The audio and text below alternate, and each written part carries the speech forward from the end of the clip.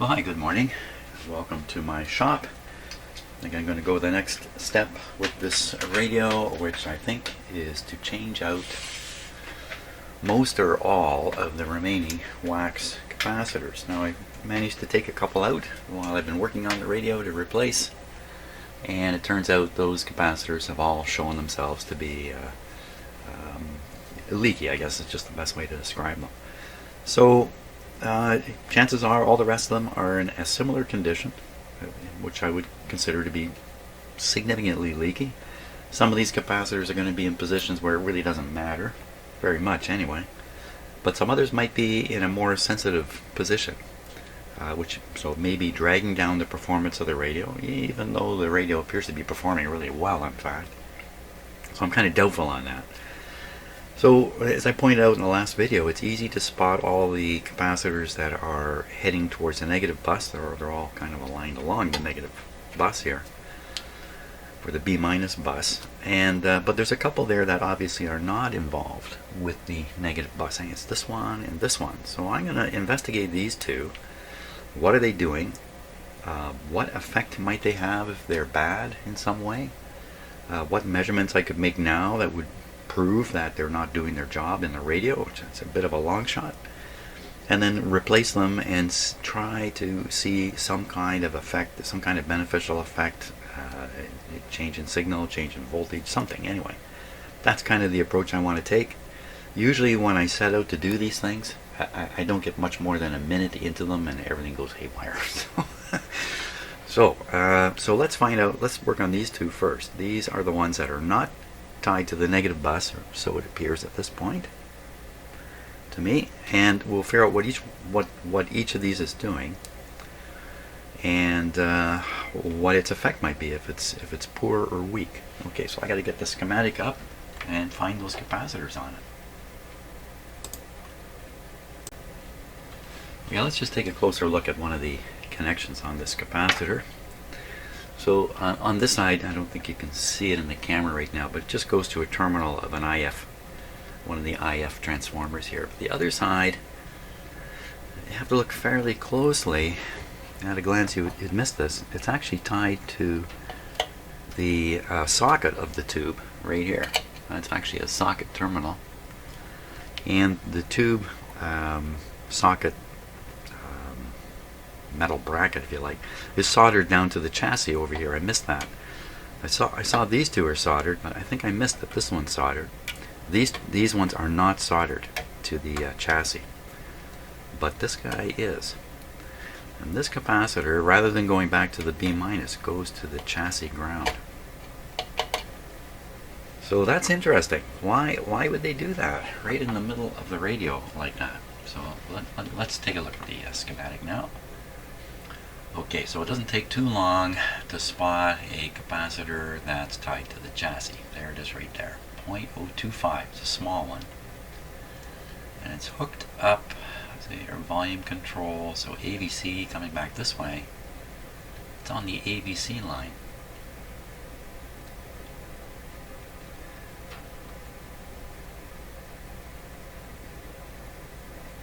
That's a pretty small capacitor to be the Avc damping capacitor.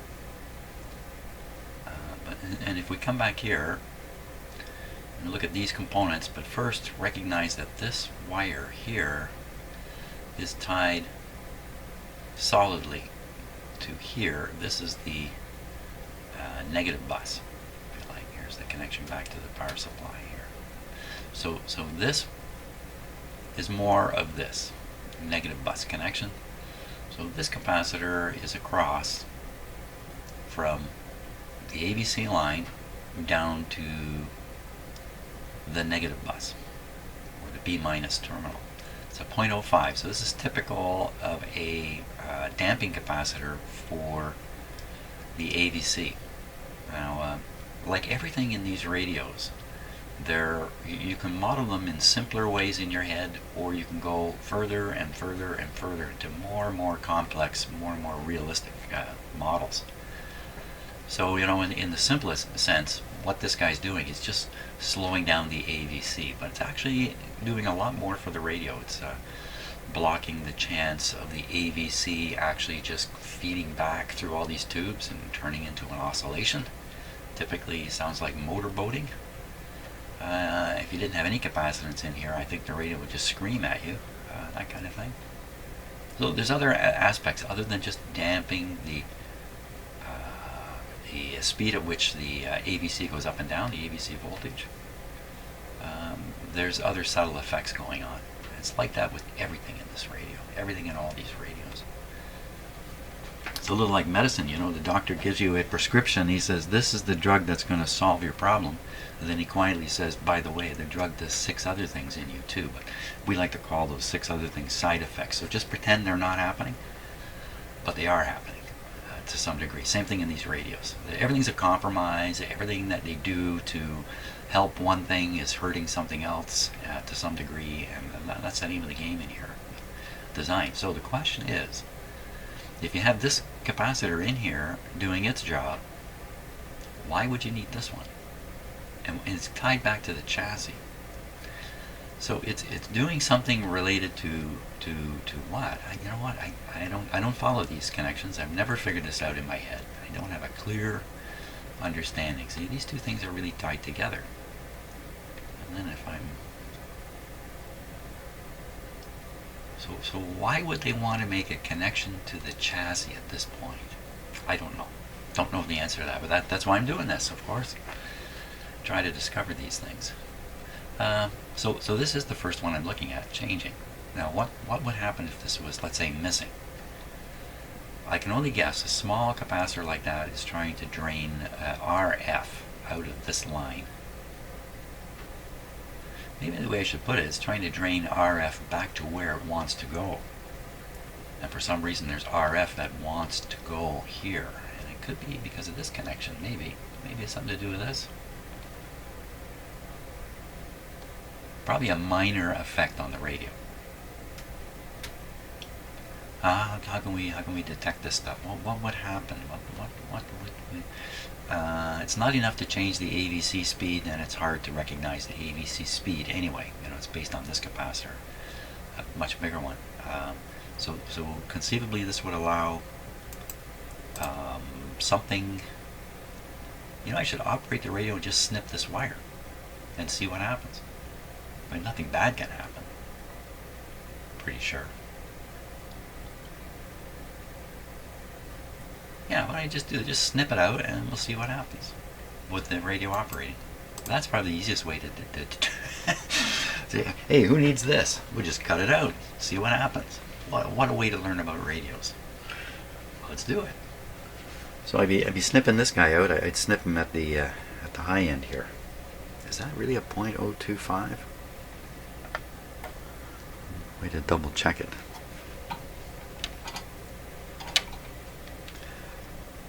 .025. Definitely. It's definitely the right capacitor. Instrumentation. I guess we can hook up the AVC meter. Okay, let's get the radio playing here. Let's get them playing. Volume over here. Volume down. Power on.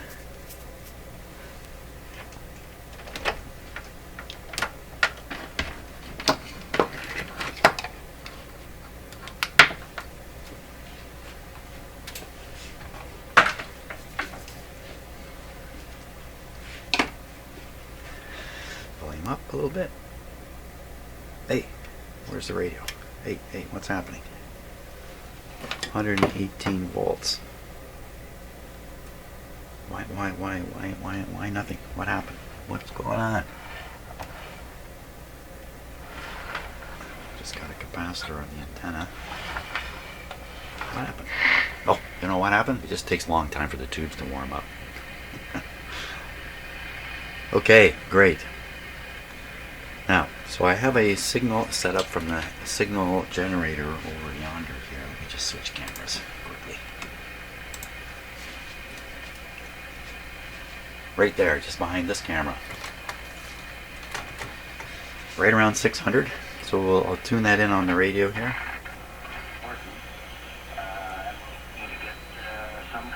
Yeah, that's 590. 600 is going to be right around here. Hello, hello. I got absolutely nothing plugged into the output of the signal generator. It's going to have a hard time getting anywhere with that. Let's give it a chance. Okay, we're going to just hook up a loop here.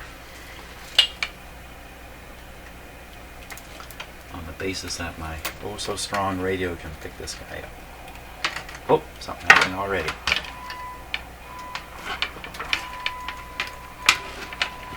Just put the loop there.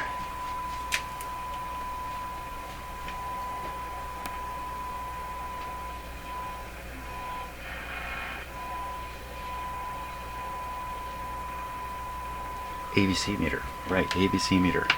Avc meter. Okay.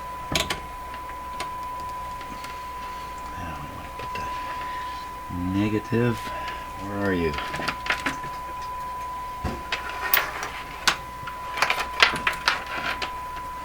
Negative onto the negative bus. Any other equipment connected? No is the answer.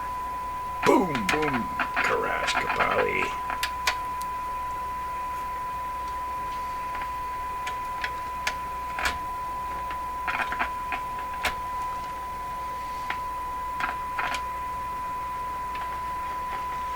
Okay, and then the meter itself, we'll use the wire going to the volume control. Here, it's way down here.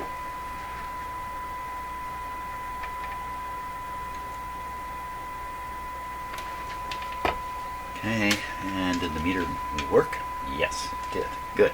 Okay, rearrangement of the camera angles here.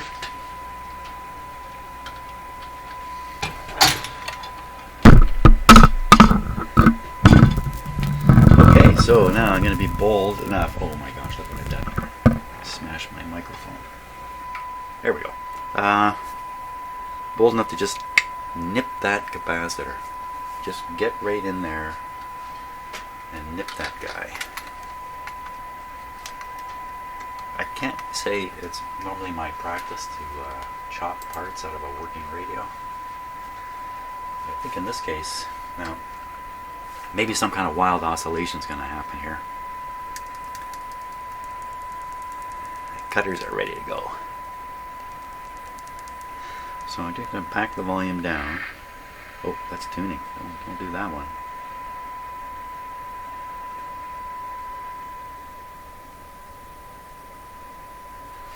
And we do want to have our eyes on the meter there.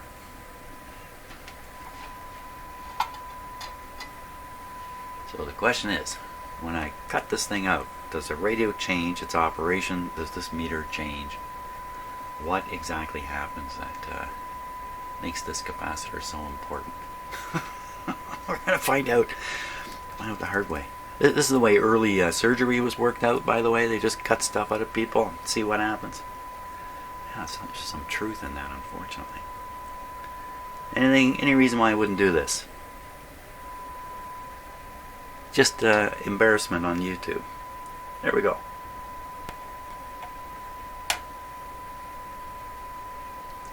I didn't have my eyes on the meter. so I don't know what happened. Oh, I can reconnect it. I can reconnect it. So there is a little bit of movement on the Avc meter. That's interesting. So with it disconnected, there's more Avc. Now what's that tell you? It tells you this capacitor is leaky. It's a big resistor pulling down the Avc voltage. Is that really true? I don't see how this could affect the tuning of the radio. You know what? This meter's doing some cockeyed things here. This is interesting. Let me get a little better view of things. Okay, that's a little better view of things now. So what I'm going to be doing is just connecting and disconnecting this capacitor. We'll watch that meter. Just doing some funny things. So it looked to me.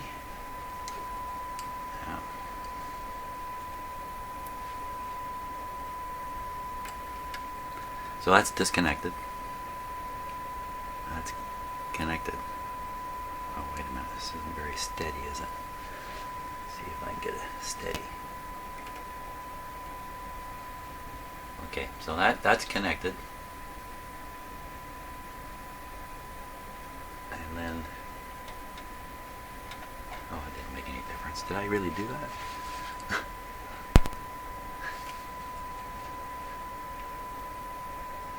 Okay, disconnected, connected.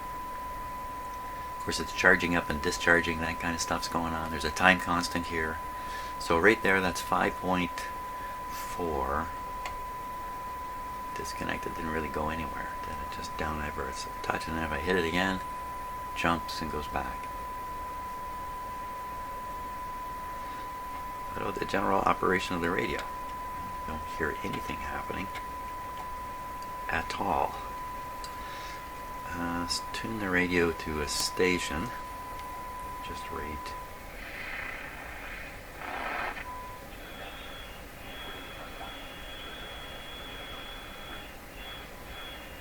Lots of heterodyning noises in there. Probably due to real noise signals here in my shop.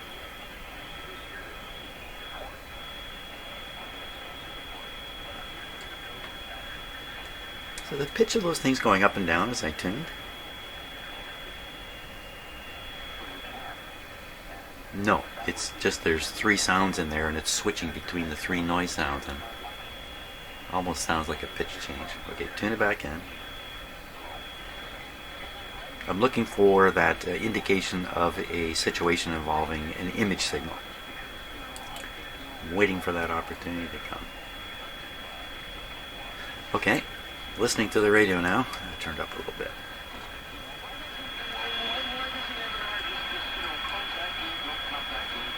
Disconnected, connected.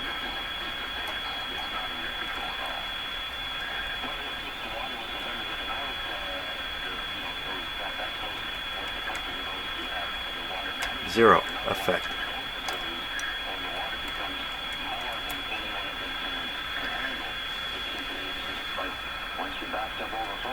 Oh.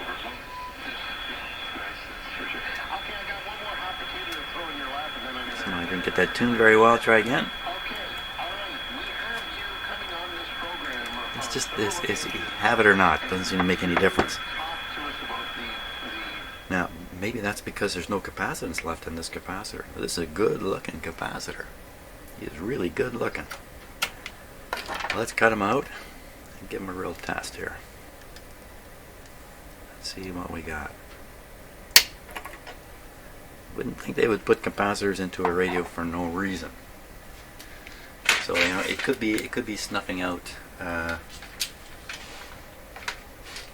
Could be snuffing out. Let me just fix my video here for a moment. Could be snuffing out RF, and we're just not aware of it here.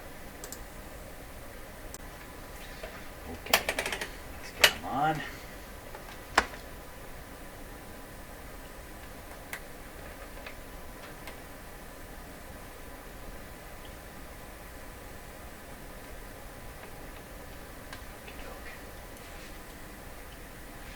Okay, so watching for the gap, 50 volts, correct. Oh, look at that. So it just barely opened. Well, that's indicating quite a bad capacitor now, but that much leak, I probably can't measure its capacitance correctly anyway, but let's give it a shot, because I'm like that. This is supposed to be 0.025, 0.025 would be on this scale. Now what I find with really leaky capacitors is you get kind of a shadowing effect in here where it just the eye doesn't open, but something does happen in the eye. Right in here I can see it. It's probably not, well, no, it's definitely not visible in the video. So right at this point, and that would be 0.05. Wait a minute. 0.05.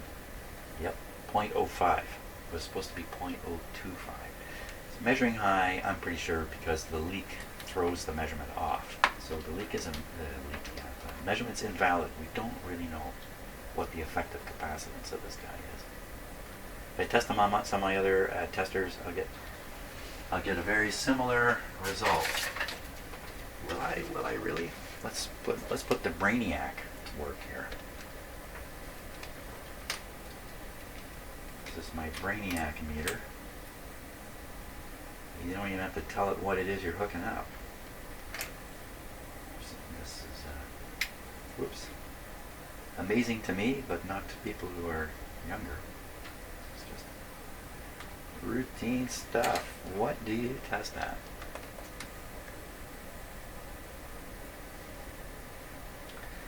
So this tests at 50 nanofarads. That's 0.05. So it's the same reading. V loss 8%. That's a fairly high number. Okie dokie. Leaky capacitor. Now, if we put in a capacitor that has no leak, is that gonna, now we'll see the effect of it? Well, we're gonna find out. I'm gonna get a capacitor, get it set up in there. Okay, new capacitors in place, not quite connected. It's just hanging open here. So I'm able to push the capacitor, kind of close the switch, and see what kind of thing develops, which I'm guessing we're not going to notice anything here. Let me just put that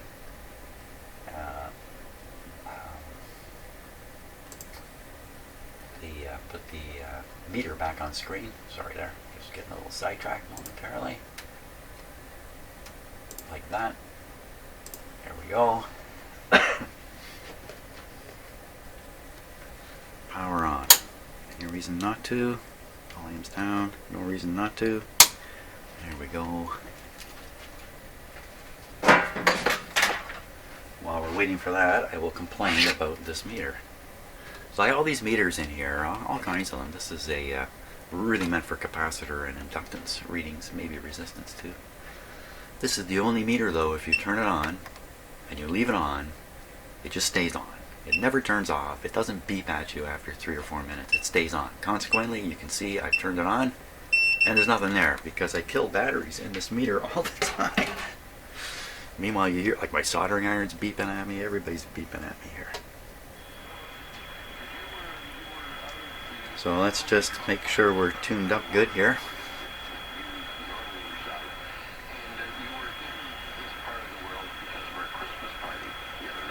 Okay, let's close that capacitor.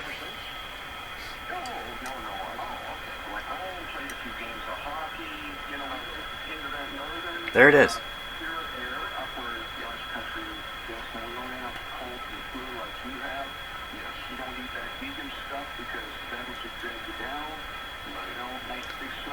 Well, hill of beans were the difference there. Now, is that because I'm got the radio? Maybe I'm tuned at the low end of the band right now.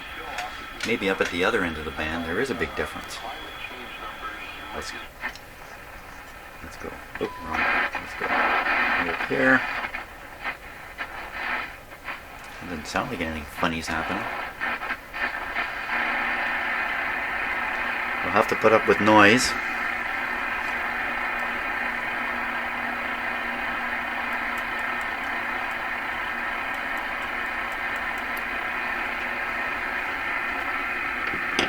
It's not doing anything, is it?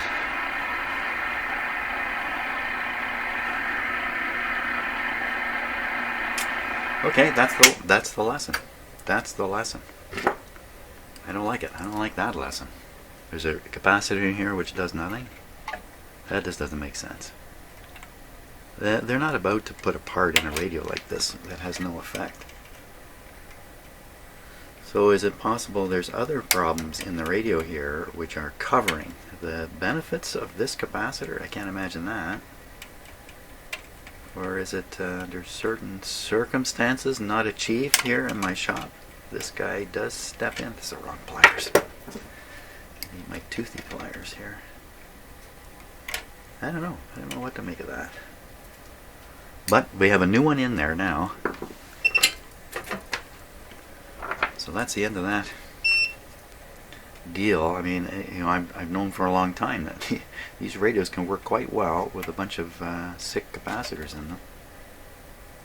Except maybe very particular locations where it becomes really critical. It may make, like, for instance, a blocking capacitor. Blocking DC from a grid. Yeah, I don't think you can afford to I have a bad guy there. And in that particular case, the radio can work essentially normally while it's killing itself inside from a leak to the grid of, say, the output tube. Well, the next one on our hit parade here will be this guy. He's going from the rectifier tube over to the detector tube. Now, maybe there's just a convenient location in the radio to put this capacitor. I mean, the fact that it's close to here doesn't mean much. What is it really hooked up to? Well, we can start with this rectifier pin number. That might even be a spare pin. That's almost certain. There's a lot of spare pins on a rectifier. So I'll bet you that's just the connection point. So I may not be able to find that. That would be pin number 1, 2, 3, 4, 5, pin 6 on the rectifier tube. 35W4, wasn't it? Wasn't it a 35W4? What was it? 35. Yeah, well, 35Z5. 35Z5.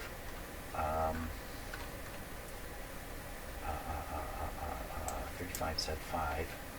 Pin number 6. Oh, it doesn't say anything here. Yeah, there's no pin numbers on the schematics. Just one sec. Let me get myself back in order here. Where's my book?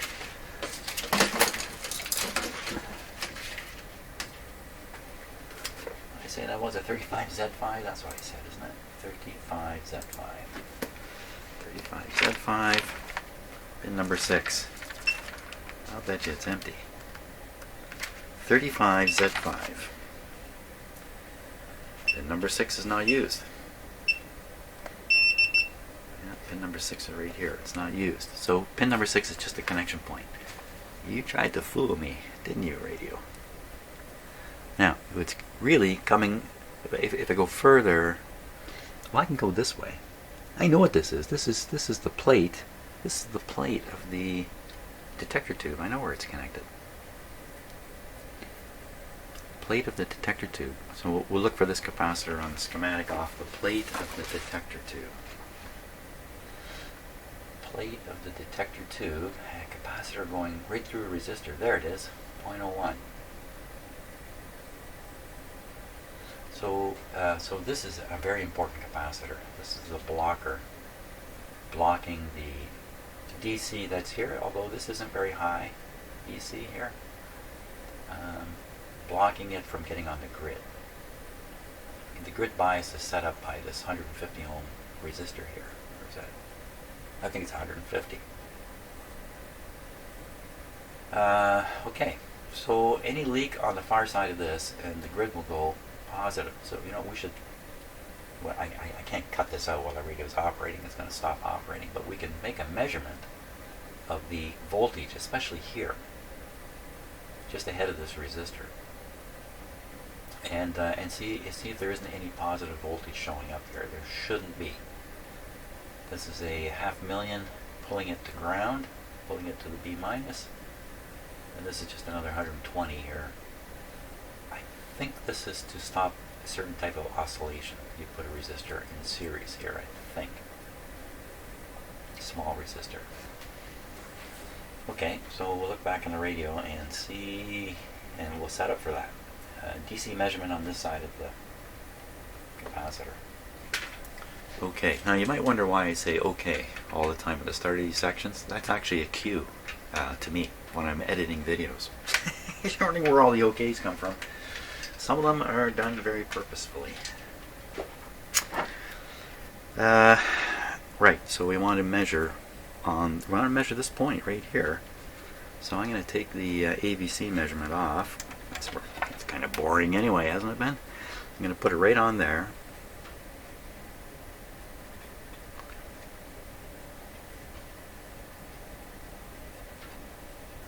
So we're looking to see if DC is leaking from the plate. Scare the heck out of me, man. From the plate through to the other side of this capacitor, and we might see some of it just before the resistor. On the other side of the resistor, it might not see any of it. And I'm going to say, even though it's a low driving voltage, it's 60, 70 volts or 100 volts, it's not really high. I think we're going to see some voltage there. So switch the meter now. So an upscale reading is positive. That's what we expect. And this is 15 volts. It's on the 15 volt scale. I think we're ready. Mr. Capacitor, are you any good? Powering up. It's kind of dramatic, isn't it, every time I do that? So the meter's come up a little wee bit. I really didn't have my eye on it there. We'll check it in a sec. Just wait for the radio to come to life fully. Oh. Oh. Well. I'm not sure this is good for this radio.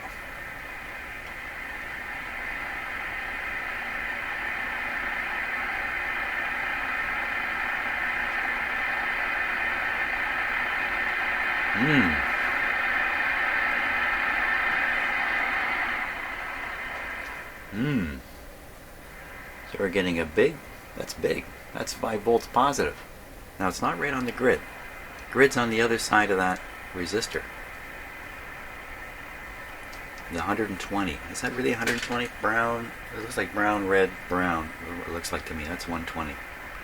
So I'm going to move the clip lead to the other side of that resistor, and we'll see that probably this voltage will go down a bit. I'm also moving it into, I'm checking high impedance circuits. Well, we'll know by the change in the volume if this is affecting things. Oh, okay, my sweaty hands right in here. I'm looking over, oh, it's the same thing. Okay, so 4.2. 4.2. Why is it the same? No current flow in the resistor, Jim. No current flow. So whatever voltage is there is on the grid. The grid is, see, DC positive, 15 volts. The grid is 5 volts positive. Now, wait a minute. That's relative to the B minus. Well, you really want to check it against the cathode. But wait. Oh, no. Cathode's going through a cathode resistor to reach the B minus. Can we see all that? Can we see it? So the cathode's often pin number 8. Just guessing, if it were 8, that would be the cathode there.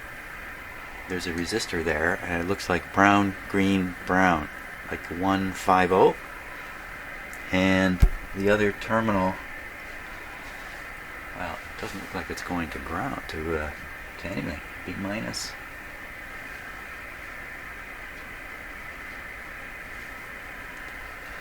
Okay, let's check. Output tube is output tube is a 35L6. 35L6. I'll look that up quick. 35L6. And we're curious about what's happening, or we're curious about where is the cathode. There it is on 8.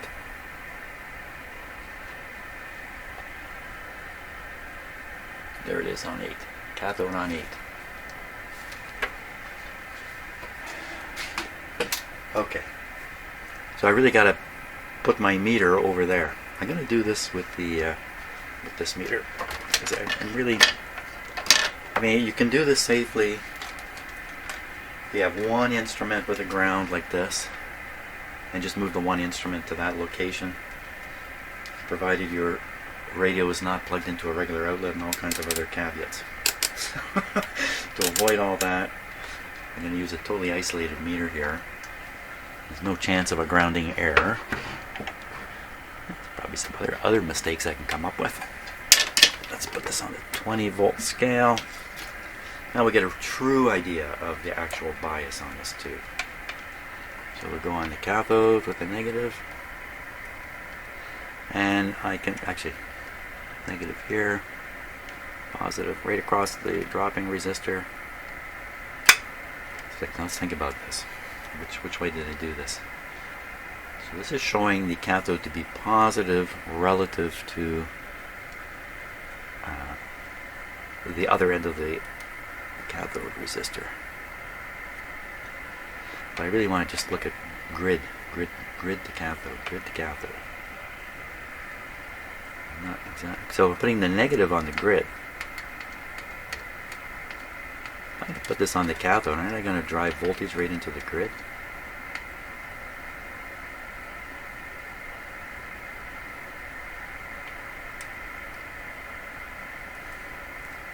Okay, so that's an interesting number. Now, I got the negative on the grid, I got the positive on the cathode. So this is, the cathode is 2.6 volts positive to the grid is 2.6 volts negative.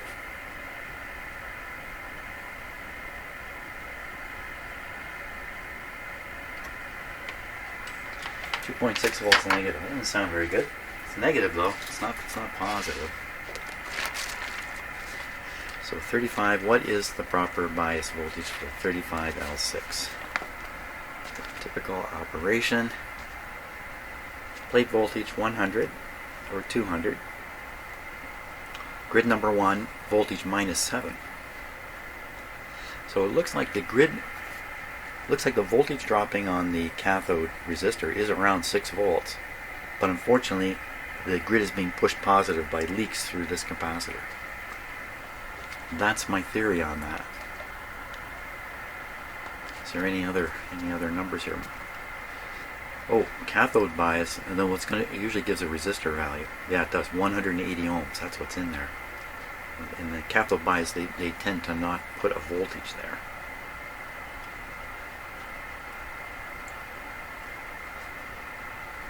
So with the bias voltage low, that means a strong signal can drive the grid into a positive range, and then the grid's going to conduct a bit of current, and the output is going to be distorted. I wonder if we can see that.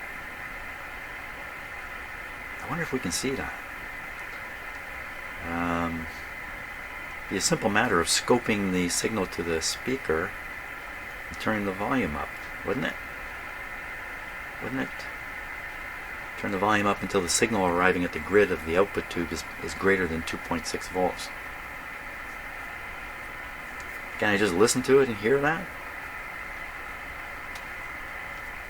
Everybody's going to hear it. It's so loud. Let's tune in a station. Oh, we'll tune in the signal generator. Excellent. That's a good idea. I want to kind of heavy up the signal generator signal here a little bit, so it's really overwhelming the radio. Not that it's overdriving the front end, but I just want it to be the thing that the radio's tuning. Then I just want to drive the signal so high in the audio, see if we hear a distortion. Okay, so what I'm going to want to do then is turn down the volumes on the recording here. It's going to get a little loud. So I'm backing down my microphones here.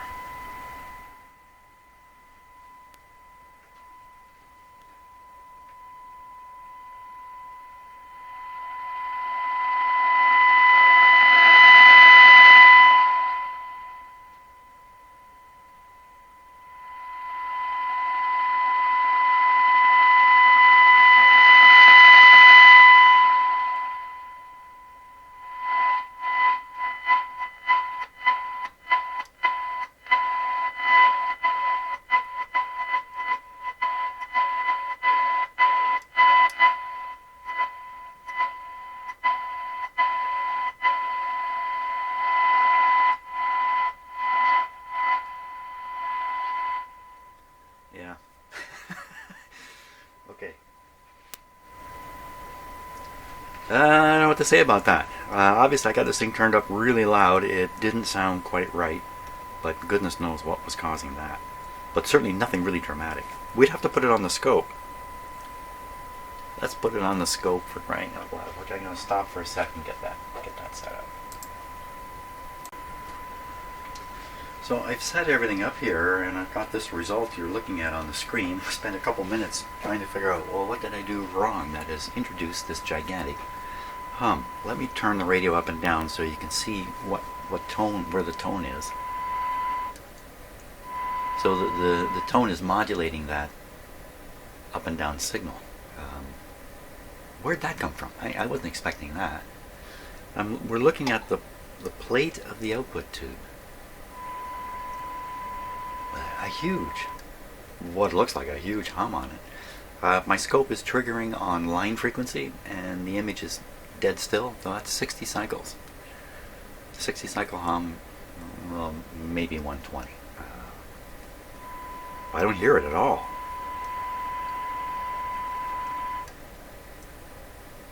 So is that just an artifact of how I've connected my equipment? What have I done here that would cause that?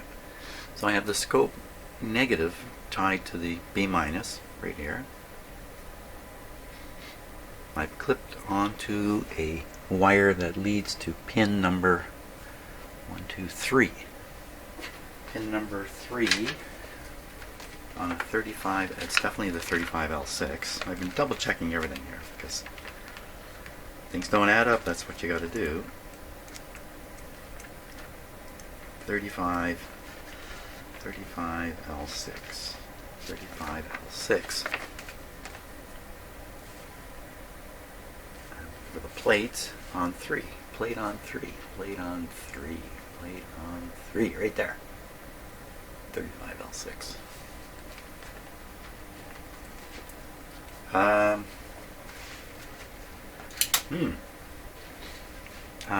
I see it, but I don't believe it. What could be wrong here? My scope's on the times 10 setting right now. I'm on a plate. I can probably afford to put it on a times 1.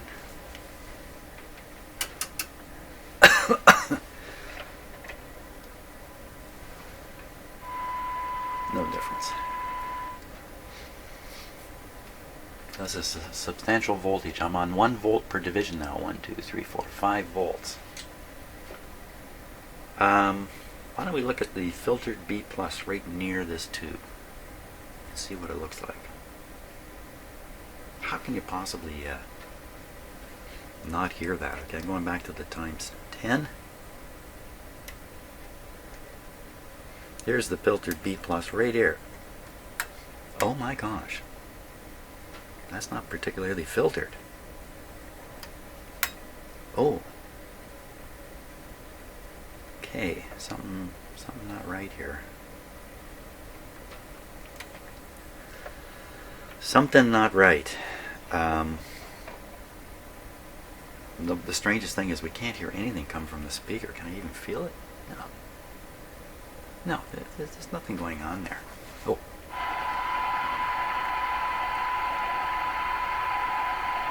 I don't think it's in the speaker.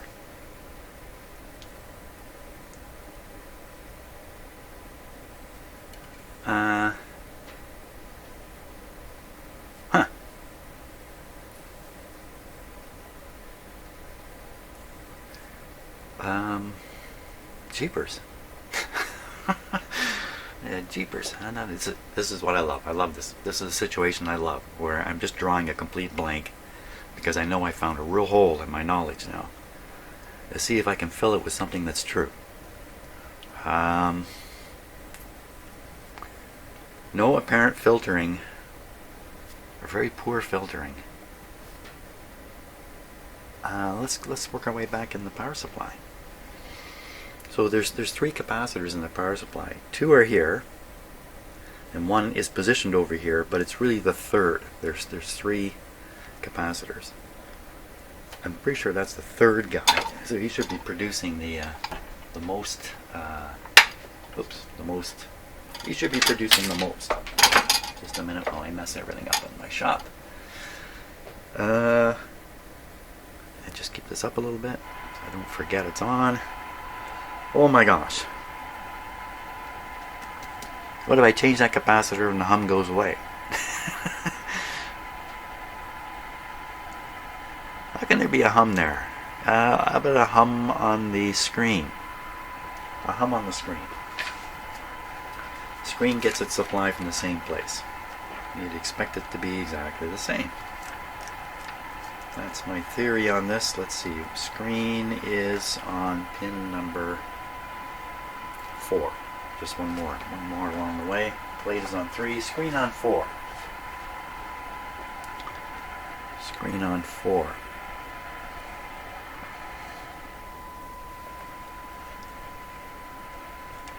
First plate.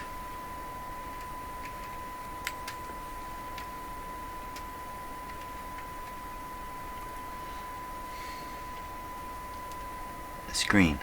The screen has this great big resistor hooked up to it. Well, not much there. Comparatively, look at that. That's a beauty. That is a beauty. The thing on the plate was not a beauty. What's it doing there? We got a hum on the plate and a hum on the screen. What, do these things cancel each other? This just doesn't make sense. Let's go to the other side of this big fat resistor here. Other side of the big fat resistor.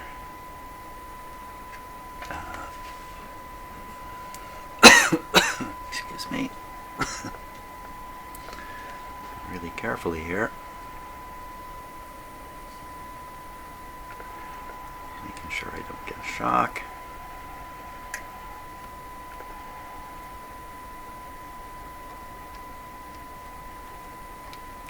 Not going to be able to hook it.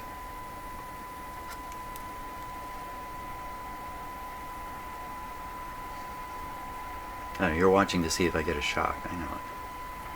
Oh, eh.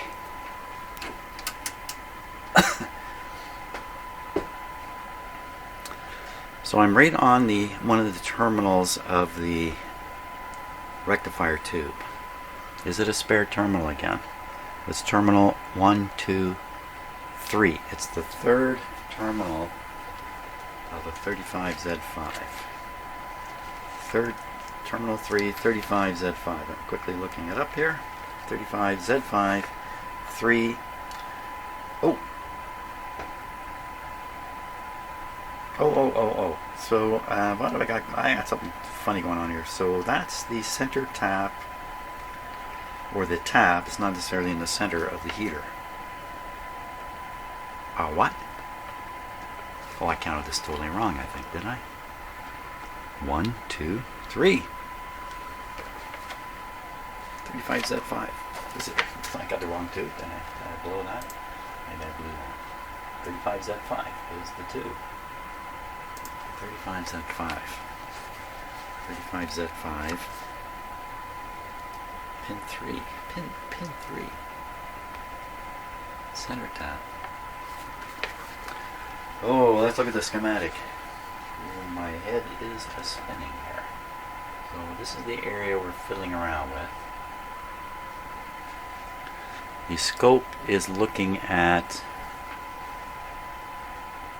a big resistor here, which is a 47. Oh my God, the next band. Well, it could be 470. Could be 400. 70. Oh.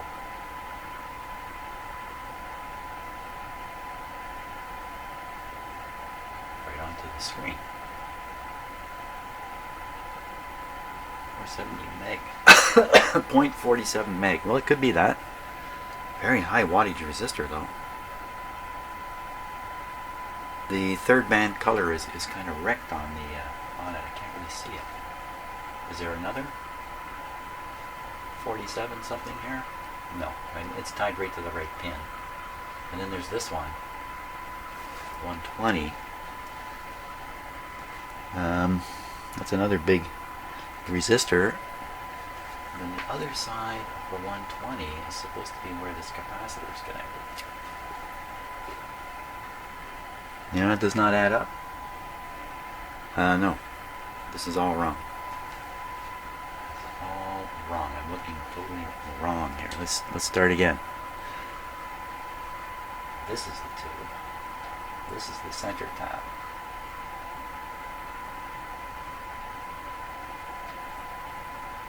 Oh my God. Okay, so You know, I've looked at these things quite a few times. Like anybody who does this kind of work, you end up looking at the rectifier and the tap and the light. And it's done a little differently in different radios. But you know, when you glance at it, the B plus developed in the rectifier is applied right to the middle of the heater. And that just makes my head go crazy. So I'm going to sweat over that. Getting back to what I am sweating over. I'm sweating over this resistor. I've got it wrong here.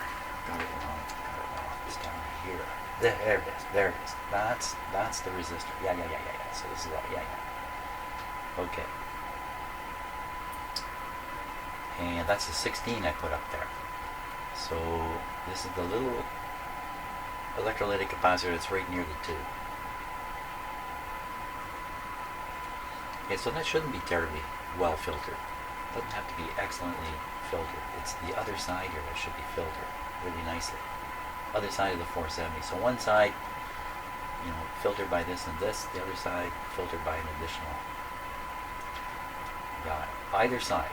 One side not so filtered, other side filtered better.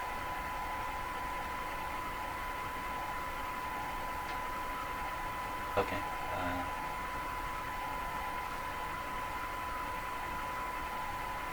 220. Just look across those resistors there. Okay. Okay, so I'm still thoroughly kind of freaked out by the fact that we got this big sine wave on the scope and can't hear a hum coming out of the speaker. So I thought, why don't we look for this hum signal in the speaker circuit itself, right on the voice coil. So this is the output transformer for the radio, and I've been sitting here looking at it wondering, are these two terminals going to the speaker, or are these two terminals going to high voltage? Well, let's find out. Before I hook my scope up and get a bit of a surprise. So is there high voltage relative to the B minus on here? And the answer is no. So we're going to hook the scope up there. Now my scope is power system grounded. Oops, wrong order. Oh, not the wrong order. Oh, this guy. Okay, so that was the my voltmeter over here still connected, but the voltmeter ground connection not being made. Well, that turns everything into an antenna, an antenna injecting a hum in there. Okay, now is there some chance that was the hum? I mean, we could hear that. No, that couldn't have been the hum. That could not have been the hum. Oh yeah? Let's just check. Okay, back on the negative. Just checking to make sure. Yeah, same hum, of course. Now, nothing else is hooked up to this radio ground-wise, so I can put this single ground anywhere in the circuit I like. Some famous last words. I'm going on the speaker circuit, which is isolated from the rest of the radio anyway. And now the truth will be told. Is there a hum there? Well, there is a hum, but it's much closer to the signal strength. Now,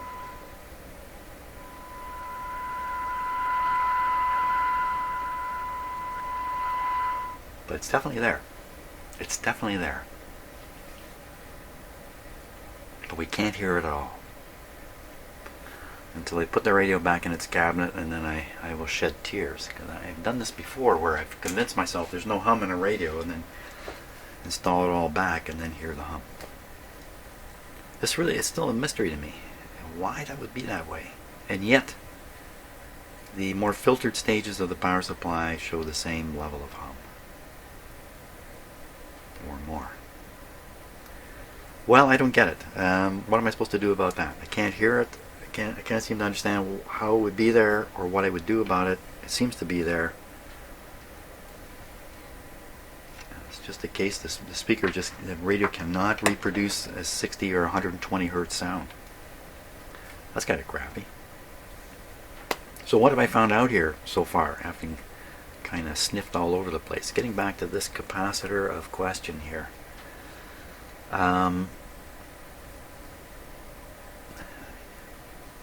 Did I even start investigating that guy? I don't know if I actually really investigated it. Yes, I did. Of course I did. That's right. And I was finding a positive voltage. That's right. Let's get back to all that. That was more interesting than all this nonsense I've just been doing. I'm going to double check that positive voltage. Another meter. So this is relative. This is relative to the B minus to start. This is the far side of the capacitor. There you see it. Other side of the resistor right on the grid. And now relative to the cathode. Which one was the cathode again? Cathode is number 8. Cathode. Well, the cathode is tied directly. Oh. How can that be? Cathode tied directly to B minus? Wait a minute. Hold the fort here. Hold the fort. Hold the fort. Cathode must not be 8. Cathode 35. L6 cathode is on 8. What am I doing here? Cathode on 8. Cathode grounded solid.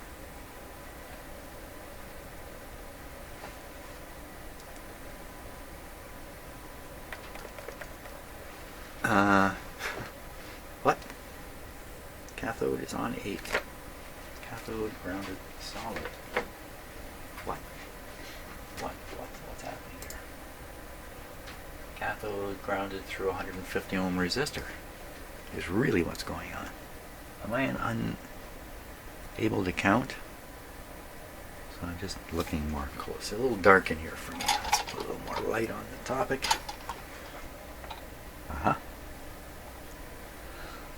8. Yeah, I was counting wrong. 8. 8 has the resistor. So, okay, ready now. Grid. Here we go. Grid voltage to the cathode. Negative on the cathode.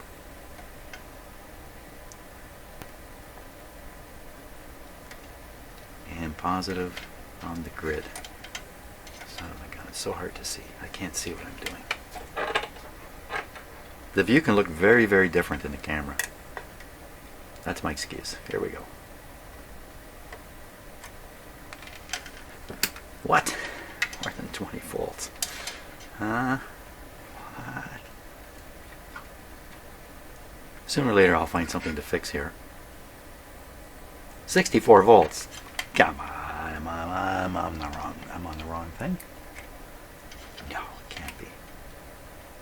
And oh, I'm on the screen. That's right. That was screen to cathode. That's not grid. Grid. Where? I'm totally losing my mind here. That's the grid. That's the grid. You can hear it. Now, I don't want to touch the chassis while I'm doing this. And the grid. Whoop, whoop, whoop, whoop, whoop. On the 200 volt scale, minus 1 volt. That's similar to what I saw before, isn't it? Just barely negative. Try it again. Okay, make sure we're on the right thing. Cathode, negative on the cathode, positive on the grid. 1.24 volts minus. Okay. Okay, so I'm going to change this capacitor and we're going to see that grid voltage go from 1.2, minus 1.2 to minus 6. That's my guess. That's my guess. And that's a healthy, good thing to do to this radio, for sure. For sure, but I'll leave the video running. I'm going to cut that capacitor out. We're going to test it right away.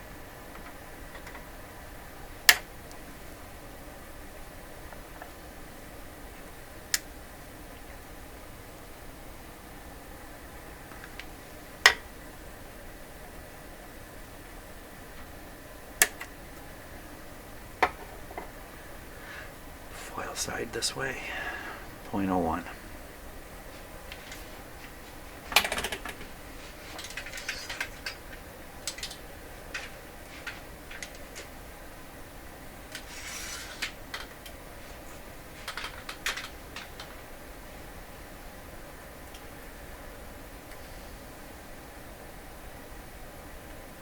Now every capacitor I've checked has been leaking. As I've said before, maybe more or less important in certain circumstances. Very, very important in this particular circumstance. A little bit of a leak, as you can see, drive the grid less negative or even positive, and bad for the tube. Here we go, 50 volts. What can you do? Nothing. I can do nothing. For you, it's not even opening. This is a bad actor for sure. Absolutely. So 0.01, I'll put a 0.01 in there.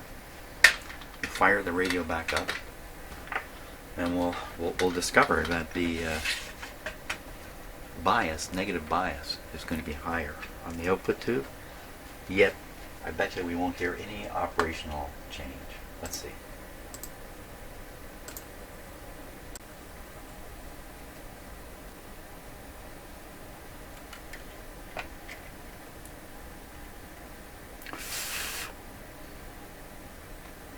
Okay, there it is.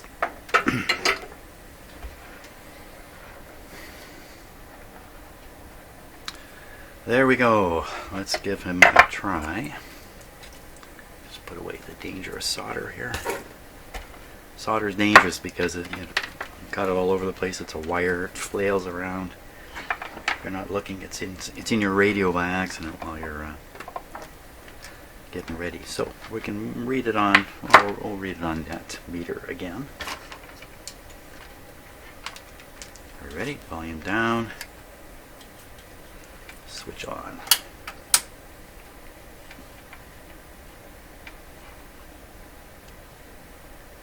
Volume up.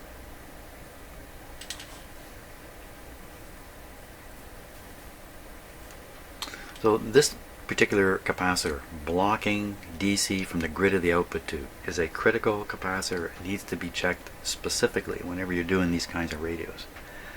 Having said that, I probably have overlooked it many times. Hey, it's not a good sign. What has happened here?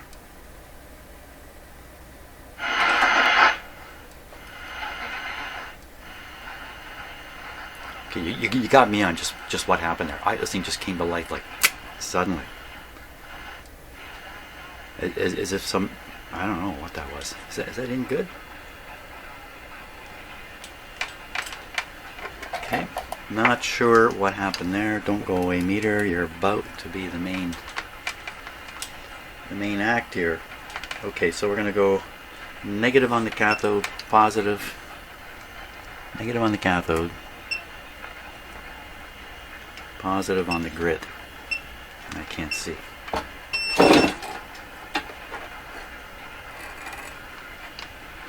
Negative on the cathode. Yeah, I've been in here too long today. Negative on the cathode. There, that's a good spot. Positive on the grid. What do we get? Okay, -4. Okay, so before that was -1.2. Now it's. What was that?